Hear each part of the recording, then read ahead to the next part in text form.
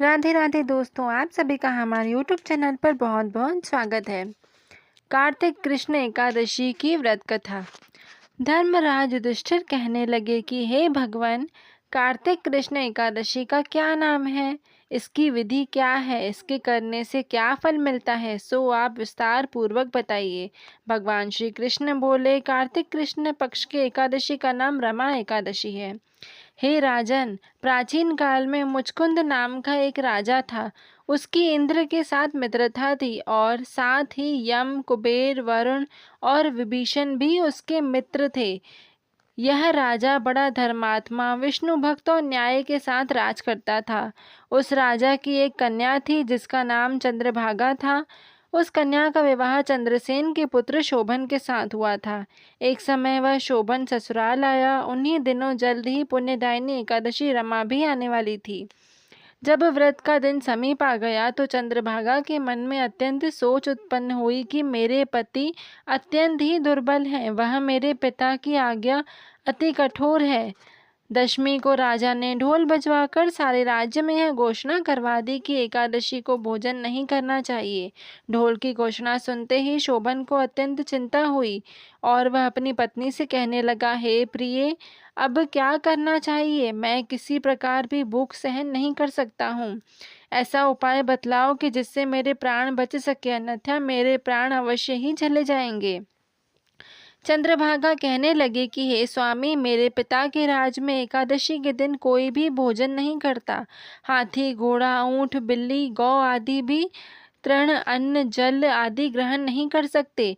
फिर मनुष्य का तो कहना ही क्या है। यदि आप भोजन करना चाहते हैं तो किसी दूसरे स्थान पर चले जाइए, क्योंकि यदि आप यहीं रहना चाहते हैं तो आपको अवश्य व्रत करना पड़ेगा।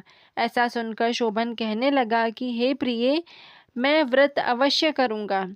जो भाग्य में होगा वह देखा जाएगा। इस प्रकार से विचार कर शोभन ने व्रत रख लिया और वह भूख और प्यास से अत्यंत पीड़ित होने लगा। जब सूर्य नारायण अस्त हो गए और रात्रि को जागरण का समय आया, जो वैष्णवों को अत्यंत हर्ष देने वाला था, परंतु शोभन के लिए अत्यंत दुखदायी हुआ। प्रातःकाल होते शोभन के प्राण निकल गए।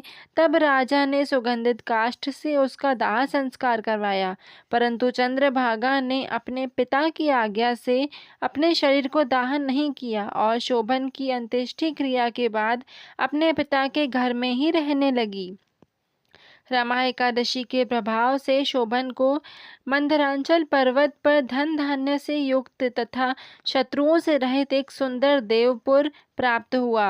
वह अत्यंत सुंदर रत्न और वैदुर्मयी जटित स्वर्ण के खंभों पर निर्मित अनेक प्रकार की स्फटिक मणियों से सुशोभित भवन में बहुमूल्य वस्त्राभूषणों तथा छत्र व चंबड़ से विभूषित गंधर्व और अप्सराओं से युक्त सिंहासन पर आरूढ़ ऐसा शोभायमान होता था मानो दूसरा इंद्र विराजमान हो।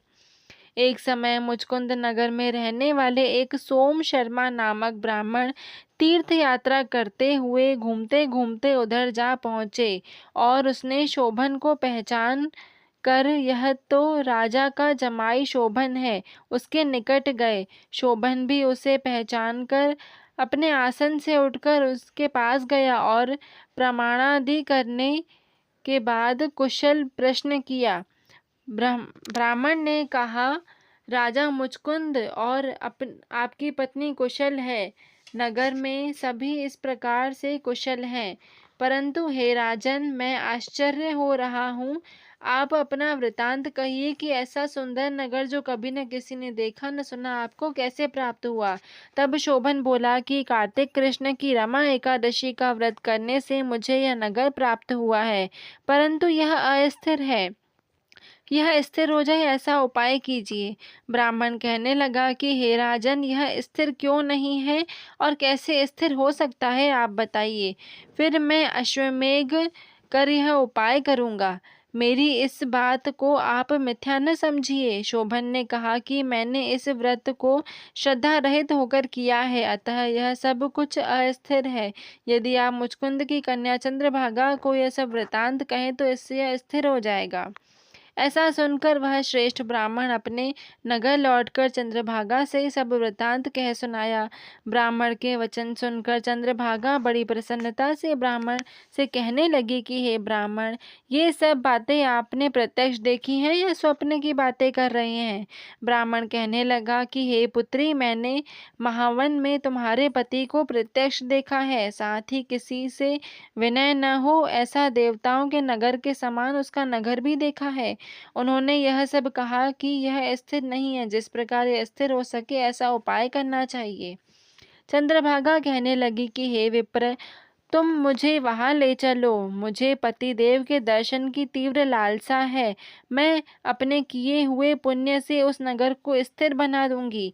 आप ऐसा कार्य कीजिए जिससे उनका हमारा संयोग हो, क्योंकि वियोगी को मिला देना महान पुण्य है। सोम शर्मा यह बात सुनकर चंद्रभागा को लेकर मंदरांचल पर्वत के समीप वामदेव ऋषि के आश्रम पर गया।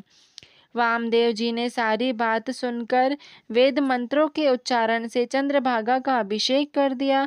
तब ऋषि के मंत्र के प्रभाव से एकादशी के व्रत से चंद्रभागा का शरीर दिव्य हो गया और वह दिव्य गति को प्राप्त हुई। उसके बाद बड़ी प्रसन्नता के साथ अपने पति के निकट गई। अपनी प्रिय पत्नी को आते देख शोभन अति प्रसन्न हुआ और उसे बुलाकर अपनी बाईं तरफ बिठा लिया। चंद्रभागा कहने लगी कि हे प्राणनाथ, आप मेरे पुण्य को ग्रहण कीजिए। आपने पिता के घर जब मैं 8 वर्ष की थी तब से विधि पूर्वक एकादशी के व्रत को श्रद्धा पूर्वक करती आ रही हूँ। इस पुण्य के प्रताप से आपका यह नगर स्थिर हो जाएगा तथा समस्त कर्मों से युक्त होकर प्रलय के अंत तक रहेगा। इस प्रकार चंद्रभागा ने दिव्य आभूषणों और वस्त्रों से सुसज्जित होकर अपने पति के साथ आनंद पूर्वक रहने लगी। हे राजन, यह मैंने रमा एकादशी का महात्म कहा है। जो मनुष्य इस व्रत को करते हैं उनके ब्रह्म इत्यादि समस्त पाप नष्ट हो जाते हैं। कृष्ण पक्ष और शुक्ल पक्ष दोनों की एकादशियां समान हैं, इनमें कोई भेदभाव नहीं है, दोनों समान फल देती हैं। जो मनुष्य इस महात्म को पढ़ते अथवा सुनते हैं वे समस्त पापों से छूटकर विष्णु लोक को प्राप्त होते हैं। ऐसी और भी इन्फॉर्मेटिव वीडियोस के लिए आप हमारे चैनल से इसी प्रकार जुड़े रहें। हमारे चैनल को लाइक, शेयर और सब्सक्राइब करना बिल्कुल भी ना भूलें। धन्यवाद।